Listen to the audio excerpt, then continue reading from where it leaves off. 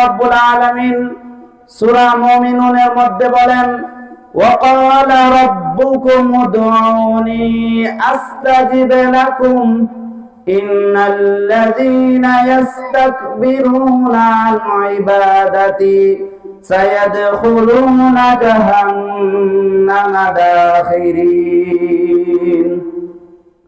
আল্লাহ রাব্বুল আলামিন বলেন, وقال ربكم ادعوني أستجب لكم তোমরা আমাকে ডাকো, আমি আল্লাহ রাব্বুল আলামিন তোমাদের ডাকে সাড়া দিব। ইন্নাল্লাযীনা ইস্তাকবিরুনা আন ইবাদাতি সায়াদখুলুনা জাহান্নামা দাখিরিন। আল্লাহ রাব্বুল আলামিন পরবর্তীতে বলতেছেন, যারা অহংকার বশত আল্লাহ রাব্বুল আলামিনের ইবাদত করে না, কি করে না? ইবাদত করে না।